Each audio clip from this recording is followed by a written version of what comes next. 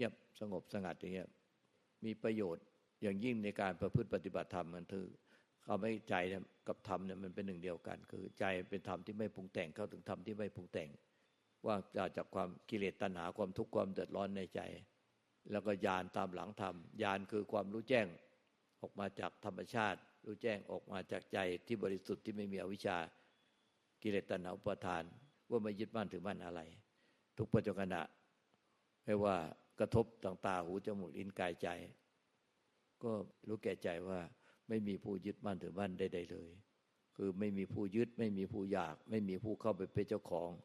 ไม่มีผู้เข้าไปเป็นเจ้าของเอามาเป็นของเราเรียกว่าที่ว่า take ownership คือมันเป็นอย่างไรก็เป็นอย่างนั้นเลยโดยเฉพาะในร่างกายจิตใจเรามันมีอาการอย่างไรมีความคิดมีอารมณ์มีความรู้สึกอย่างไรหรือมีความปรุงแต่งจิตอย่างไรขึ้นมาไม่ว่าจะเป็นปรุงแต่งขึ้นมาเป็นผู้ดูผู้รู้ผู้เพ่งผู้จ้องผู้เน้นผู้กดผู้บังคับผู้พยายามทำอะไรเป็นอะไรผู้จงใจผู้ตั้งใจเจตนาในลักษณะอย่างใดๆทั้งหมดปล่อยก็เป็นอย่างที่ก็เป็นแต่ไม่มีเราไปเป็น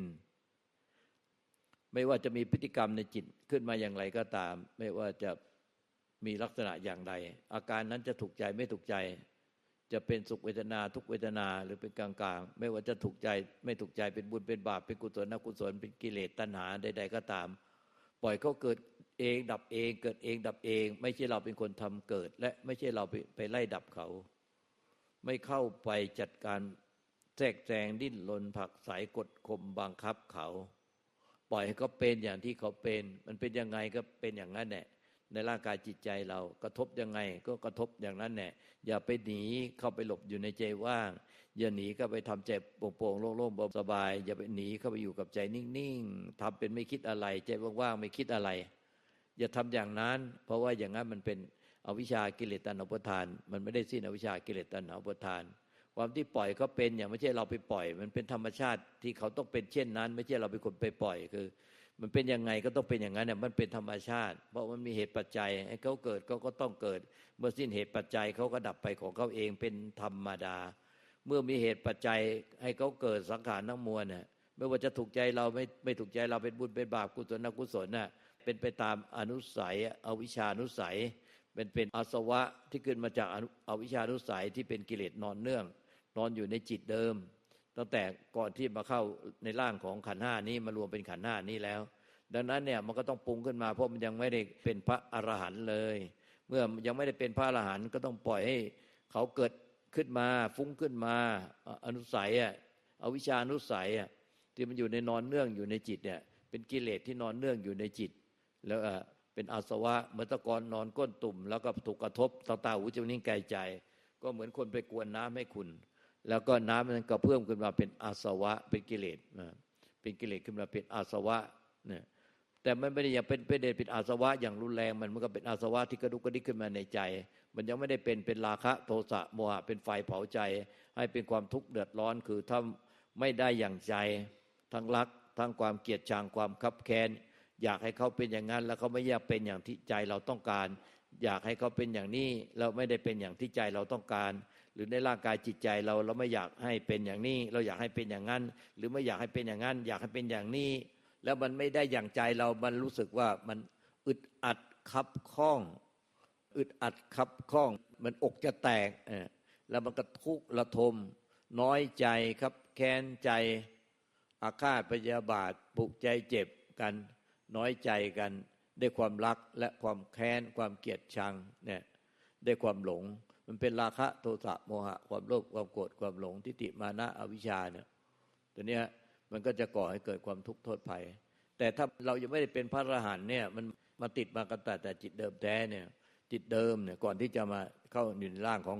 ขันธ์ห้าเนี่ยก่อนที่มาเกิดเป็นขันธ์ห้าเนี่ยมันมาแต่จิตเดิมมันมาจากในร่างอื่น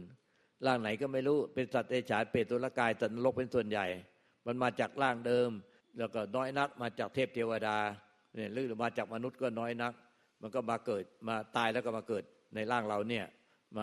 มาอยู่ในท้องพ่อน้องแม่ที่ผสมพันธุ์กันแล้วก็มาผสมกับไข่ที่ผสมแล้วเนี่ยผสมติดแล้วเนี่ยค่อยๆเติบโตมาแต่สุดท้ายเราก็ต้องดับกลับคืนไปสู่ความไม่มีเพราะเราเกิดขึ้นมาไม่มีเราเนี่ยไม่มีขันธ์ห้าเรา ไม่มีรูปนามขันธ์ห้าไม่มีร่างกายจิตใจนี้และที่สุดมันก็ต้องดับกลับคืนไปสู่ความไม่มีเราเพราะว่าไม่มีเราไม่มีตัวเราเพราะว่าเราเกิดมามันไม่มีเราไม่มีตัวเราแต่แรกเราไม่มีพ่อแม่แต่แรกเมื่อไม่มีพ่อแม่แล้วเราก็มีพ่อแม่ขึ้นมาหาที่เกิดจิตมันไม่ได้ว่าไม่ไปท่องเที่ยวเป็นจิตดวงเดียวท่องเที่ยวไปพอมันตายจากร่างนี้มันก็เกิดดับตลอดเวลาก็ไปเกิดในร่างใหม่ทันทีเนี่ยมันก็ไปอยู่ในร่างใหม่นี่ก็มาจิตมันเกิดดับจิตวิญญาณมันเกิดดับตลอดเวลาไม่ใช่จิตวิญญาณดวงเดียวท่องเที่ยวไปนะมันเกิดดับตลอดเวลาแต่มันตายปุ๊บแล้วก็มาเกิดอยู่ในปฏิสนธิวิญญาณมันก็มาเกิดในร่างแนวนี้เนี่ยมันเป็นมาไม่ได้เป็นร่างอย่างนี้ทันทีมันมาจากสเปิร์มของพ่อกับไข่ของแม่ผสมกันผสมพันธุ์กันเนี่ยแล้วเราก็มาเกิดก็เพราะกิเลสตัณหาแล้วก็เราก็มาเกิดด้วยกิเลสตัณหาของพ่อกับแม่เราแล้วเราก็มาด้วยกิเลสตัณหาถ้าเราสิ้นกิเลสตัณหาไม่มาเกิดแล้วไม่เวียนว่ายตายเกิดได้เป็นทุกข์แล้วดังนั้นเนี่ยมันมาพร้อมกับกิเลสตัณหาดังนั้นมันก็ไอ้กิเลสตัณหาต่างๆราคะโทสะโมหะความโลภความโกรธความหลงเนี่ยมันก็จะต้องเกิดขึ้นยังเกิดขึ้นอยู่ในใจเนี่ยมันยังไม่ได้เกิดมาเป็นพระอรหันต์เลยเกิดปุ๊บเป็นอรหันต์เลยเนี่ยมันก็เกิดขึ้นยอมให้มันเกิดขึ้นยอมชดใช้กรรมเก่าไปก็เรียกว่ายอมชดใช้กรรมเก่าเนี่ยแต่ไม่ไปสร้างกรรมใหม่เพราะมันมีอาการมีกิเลสตัณหามีอาการใดๆเกิดขึ้นในใจไม่ว่าพอใจไม่พอใจทั้งความรักและความชังเนี่ยมันเกิดขึ้นมาด้วยความพอใจความไม่พอใจอย่ามีตัวตนเข้าไปสวมถ้ามีตัวตนเข้าไปสวมก็เนี่ยไปยืนยันความคิดความเห็นอาการนั้นเป็นเราเป็นตัวเราของเราเนี่ยเราคิดแล้วก็ไปมีตัวเราไปยืนยันเนี่ยไปยืนยันในความคิดความเห็นนั้นว่าเราเป็นผู้คิดความคิดนี่เป็นเราแล้วเราก็ไปคิดอะไรก็ไปยืนยันว่าสิ่งที่เราคิดเนี่ยเป็นจริงเป็นจังเป็นเราเป็นตัวเราเป็นของเราไม่เห็นว่ามันเป็นแค่พลังงานเป็นคลื่นพลังงานความคิดเกิดดับเกิดเองดับเองตามเหตุปัจจัยที่มันมาจากคิดแบบนั้นก็เพราะมันมาจากอนุสัยอวิชชานุสัยที่มันความไม่รู้เนี่ยมันเกิดขึ้นมาแล้วโดยกิเลสตัณหาในภพชาติก่อนนู่นน่ะมันก็เลยพามาเกิดแล้วก็มาเกิดกับเพราะกิเลสของพ่อกับแม่อีกเราเกิดมาด้วยกิเลสเนี่ยมันก็ต้องมีกิเลสติดมาพอติดมาก็ให้ปล่อยมันชดใช้หนี้กรรมไปมันเกิดแล้วไม่มีใครไปสวมไม่เอาตัวตนก็ไปสวมเมื่อไม่มีตัวตนก็ไปสวมในความคิดความเห็นเอาไปยืนยันความคิดความเห็นนั้นเป็นตัวเราเป็นของเราเราเป็นผู้คิดแล้วเราคิดถึงใครเราก็ไปยืนยันว่าเป็นของเรามันก็เลยกลายเป็นไปสร้างหนี้ใหม่เพิ่มขึ้นอีกไอ้หนี้เก่าเหมือนกันเป็นเกิดมาพร้อมกับหนี้เก่าก็คืออวิชชานุสัยอาสวะที่มันฟุ้งขึ้นมามันเป็นดอกเบี้ยทบต้นธนาคารเก่าที่มันเป็นหนี้เก่าที่ติดมากับจิตเดิมมาเกิดเป็นขันธ์ห้านี่แต่พอมันเกิดเป็นสังขารขึ้นมาเป็นกิเลสที่ปรุงฟุ้งขึ้นมาแล้วก็มีตัวเราไปสวมลงไปกับกิเลสตัณหานั้นลงไปกับความคิดความปรุงแต่งแล้วก็ไม่อยากหรือมันเกิดขึ้นแล้วก็ไม่อยากให้มันคิดมันปรุงแต่งไม่อยากให้มีกิเลสตัณหาก็ไปกดข่มบังคับมันกลายเป็นว่าไม่หลงติดไป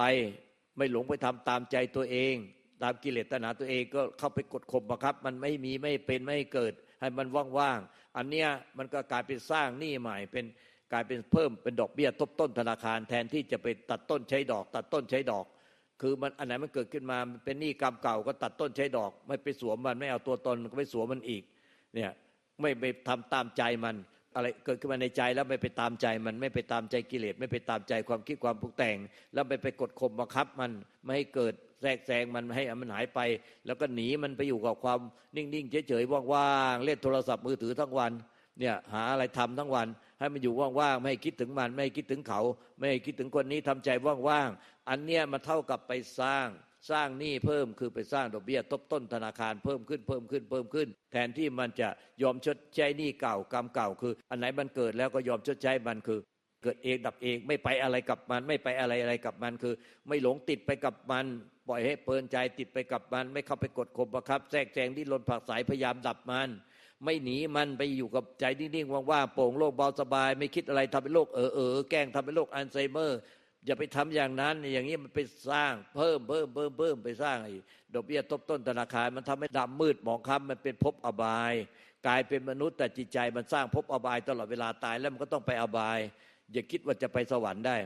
เชื่อที่เราเอามาสอนเอามาประพฤติปฏิบัติตามแล้วพอสอนเสร็จเอาไปโยนิโสมนสิการเนี่ยที่พระพุทธเจ้าตรัสว่ามันต้องมี2อย่างเนี่ยที่จะนิพพานได้คือ1ต้องมีกัลยาณมิตรคือพ่อแม่ครูบาอาจารย์ที่เป็นเลิศที่รู้จริงเห็นจริงเป็นจริงท่านทั้งรู้ทั้งเห็นทั้งเป็นจริงแล้วเข้าใจจริงแล้วก็ชี้แนะได้จริง2เมื่อท่านชี้แนะแล้วก็โยนิโสมนสิการคือนำคำสอนของท่านไปปฏิบัติให้ตรงตามพระธรรมคำสอนอย่าปฏิบัติเองคิดเองเองทำเองให้มันเป็นธรรมตอนนี้มันธรรมชาติมันเงียบสงบสงัดเนี่ยให้ญาณตามหลังทำอย่างเดียว อะไรมันเกิดขึ้นในจิตใจในร่างกายจิตใจกระทบอะไรต่างๆหูจมูกลิ้นกายใจก็รับรู้มันไปตามความเป็นจริงยอมรับตามความเป็นจริงยถาภูตญาณทัตนะก็เป็นประตูก้าวข้ามโลกประตูพระนิพพานได้แต่นี้ไม่ยอมรับตามความเป็นจริงมันต้องไปเข้าไปดัดแปลงปรับแต่งแก้ไขให้มันเป็นอย่างใจอยากอยู่ได้แน่ทำใจมันนิ่งๆว่างๆไม่คิดอะไรแล้วก็เข้าใจว่าเนี่ยมันจะนิพพานมันจะพาเราไปสวรรค์อันนี้ไม่ใช่นะอันนี้คือมันหลอกตัวเองทำใจมันว่างๆไม่คิดอะไรไม่ต้องคิดถึงเขาไม่ต้องคิดถึงเรื่องที่ทำให้ไม่สบายใจมันอยู่ไม่คิดอะไรเลยไม่คิดอะไรเลยตื้อมันเป็นอบายนะอันนี้เป็นภพของสัตว์เดรัจฉานเปรตตุลกายสัตว์นรกอันนี้ไม่ใช่ภพของสวรรค์ด้วยซ้ำไปนั้นถ้าต้องปฏิบัติให้มันเข้าใจตามความเป็นจริงคือไม่ว่าในร่างกายจิตใจเรามันจะมีอาการอย่างไรก็ตามไม่ว่ามีกิเลสตัณหาอย่างไรก็ตามถ้ามันมีกิเลสตัณหาก็ถือว่าใช่หนี้เก่าเราอย่าหลงตามไปกับติดไปกับกิเลสตัณหานั้นและอย่าพยายามไปไล่ดับกดข่มบังคับไม่ให้เขาเกิดไม่ให้เขาเป็นมันเกิดแล้วก็ปล่อยมันเป็นอย่างเนี้ยหมดเหตุปัจจัยมันก็ดับเองมันมีเหตุปัจจัยมันก็เกิดขึ้นมาเพราะมีอวิชชานุสัยมันมีกิเลสติดมากับอนุสัยอาสวะเป็นกิเลสที่ติดหนอนเนื่องอยู่ในจิตเดิมเนี่ยก็มาเกิดเป็นขันธ์ห้านี่มันก็ต้องมีกิเลสมันมากับกิเลสเราเกิดมาเพราะกิเลสเราในกิเลสของพ่อแม่มันก็เลยกิเลสมันก็ต้องมีกิเลสปรุงขึ้นมาแต่อย่าลงไปกับมันอดทนที่จะไม่ลงไปกับมันมีขันติอดทนอดกั้นข่มใจระงับยับยั้งชั่งใจไม่ให้ไหลไปตามกิเลสเนี่ยต้องไม่ให้ไหลไปตามกิเลสขันติตระมังตะโปติติขา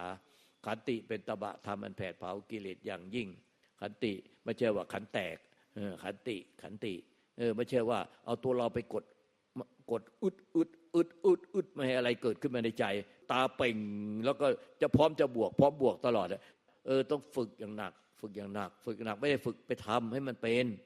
ฝึกยอมรับตามความเป็นจริงเนี่ยฝึกอย่างหนักคือฝึกยอมรับตามความเป็นจริงยถาภูตญาณทัตนะประตูก้าวข้ามโลกประตูนิพพานคือมันเป็นยังไงมันเกิดขึ้นมาในกระทบต่อตาหูจมูกลิ้นกายใจแล้วมันมีจิตเจตสิกแล้วมันก็ปรุงมาเนี่ยพระอรหันต์ก็ยังต้องปรุงเลยเจตสิกแต่ท่านไม่มีผู้ไปยึด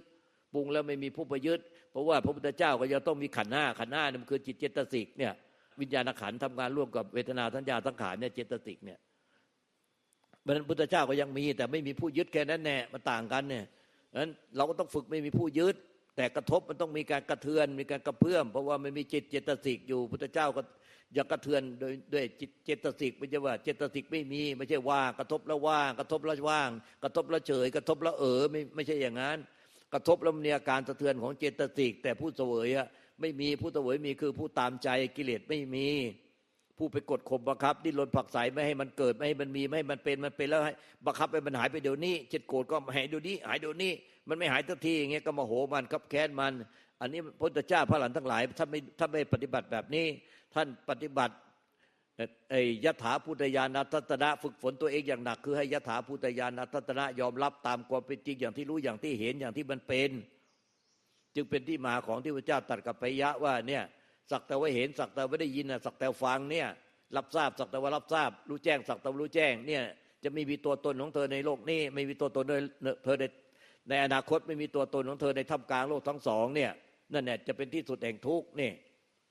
พระพยะฟังจบพยะตอนยังไม่เป็นพระเป็นฆราวาสฟังจบก็นิพพานเลยเนี่ยก็คือยอมรับไอ้ที่ว่าสักแต่ว่าเนี่ยก็คือยอมรับตามความเป็นจริงทุกขณะมันเป็นยังไงก็ปล่อยมันเป็นอย่างที่มันเป็นไม่ว่ามันจะเกิดความคับแค้นเกิดความแน่นอุราจะเป็นจะตายอะไรให้ได้ก็ปล่อยให้มันเป็นอย่างที่มันเป็นยอมชดใช้กรรมเก่าไปถือว่าเป็นใช้หนี้กรรมเก่าใช้หนี้ดอกเบี้ยทบต้นธนาคารกรรมเก่าไปเดี๋ยวมันก็หมดกรรมไป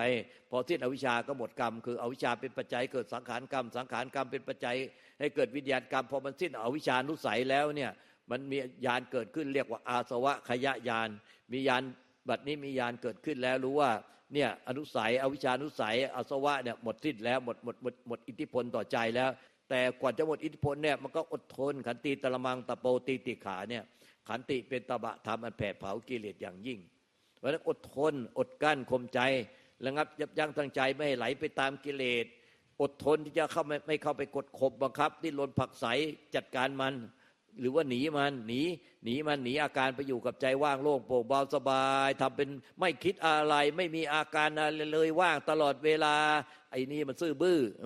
พ่อแม่ครูอาจารย์ด่าแรงมากเลยซื่อบื้อโง่ดักดานปฏิบัติโง่ดักดานมาในชาติก่อนมาจนมาทุกข์ในชาตินี้มาโง่ดักดานในชาตินี้ปฏิบัติซื่อบื้อโง่ดักดานเนี้ยกี่ภพกี่ชาติไม่เข็ดไม่หลับจำยังปฏิบัติอย่างนี้อีกเนี่ยถ้าก็จะด่าแรงมากเลย ยอมรับตามความเป็นจริงมันเป็นทางแห่งของผลนิพพานคือพระอริยเจ้าทั้งหลายล้วนแต่ยถาภูตญาณทัตตนะนิพพิทายานวิราคะวิมุตตินิพพานทางนี้เป็นทางของพระอริยเจ้าทั้งหลายก็ต้องเดินในทางที่ยอมรับตามความเป็นจริงอย่างที่รู้อย่างที่เห็นอย่างที่เป็นอย่างที่กระทบมันเป็นยังไงก็ยอมรับมันตามความเป็นจริงไม่หลงคือยอมรับตามความจริงคือไม่หลงติดไปกับมันไม่ไปทำตามมันพฤติกรรมอย่างนั้นเนี่ยในจิตเนี่ยอย่าไปทำตามมันไม่หลงติดไปกับมันว่าเมื่อไม่หลงติดกับมันแล้วข้อสองก็อย่าไปดิ้นรนผลักไสจัดการกดข่มบังคับมันไม่ให้มันเกิดไม่ให้มันเป็นมันเป็นแล้วก็ให้มันหายเดี๋ยวนี้ดับเดี๋ยวนี้เนี่ยอย่างนี้เรียกว่าเข้าไปกดข่มบังคับดิ้นรนผลักไสมันอย่าไปทำอย่างนี้ข้อสามอย่าหนีมันหนีไปหาว่างโลภโปร่งเบาสบายไม่รู้เป็นอะไรมันว่างโลภโปร่งเบาสบายมันไม่คิดอะไรเลยหัวมันกลวงมากเลยใจมันกลวงหัวมันกลวงมันเหมือนเป็นโรคอัลไซเมอร์มันไม่คิดอะไรเลยมันไปเลยเนี่ยทำอย่างเงี้ยอันนี้มันหลอกตัวเองหลอกพุทธเจ้าหลอกพระธรรมหลอกพระสงฆ์หลอกเทพเทวดาหลอกตัวเองอย่างเงี้ยทุกตายว่างนิพพานว่างหน้าตาเศร้าหมองไม่รู้ปฏิบัติยังไงกันแบบนี้มันไม่ตรงทางเนี่ยทางที่เดินแล้วพุทธเจ้าได้ตัดไปแล้วสอนไปแล้วไม่เดินเนี่ยมีพ่อแม่ครูบาอาจารย์ช่วยสอนช่วยชี้แนะแล้วเนี่ยกัลยาณมิตรแล้วก็สองก็เมื่อสอนแล้วก็เอาไปโยนิโสมนสิการคือเอาน้อมนำไปปฏิบัติตามที่สอนอย่างเคร่งครัดเนี่ยยถาภูตญาณทัตนะยอมรับตามความเป็นจริงมันไม่ใช่ปฏิบัติตามใจตัวเองตามใจตัวเองเป็นอวิชชากิเลสตัณหาอุปาทานมันเป็นปฏิจจสมุปบาทมันเป็นทางตรงข้ามพระนิพพานพระอริยสงฆ์สาวกไม่ทรงดำเนินทางนี้ทางที่ตามใจตัวเองไปปฏิบัติตามใจตัวเองเป็นกิเลสตัณหามันเป็นทางตรงข้ามพระนิพพานมันเป็นอย่างนี้ก็อยากให้มันเป็นงั้นมันเป็นอย่างนั้นก็อยากให้เป็นงี้หรือมันเป็นอย่างนี้ไม่อยากให้มันเป็นงี้อยากให้เป็นอย่างนั้นพอมันเป็นอย่างนั้นไม่อยากให้มันเป็นอย่างนั้นอยากให้เป็นอย่างนี้มีแต่ความอยากไม่อยากอยากให้มันเป็นก็ไม่อยากให้มันเป็นเนี่ยมีแต่อยากก็ไม่อยากก็ไม่อยากตรงข้ามกับความจริงในปัจจุบันขณะฝืนความจริงถ้าจึงว่าเนี่ยทุกเพราะฝืนความจริงนี่แหละฝืนความจริงแต่ถ้าไม่ฝืนความจริงก็ยถาภูตญาณทัตนะยอมรับตามความเป็นจริงนี่แน่คือประตูก้าวข้ามโลกไปสู่พระนิพพาน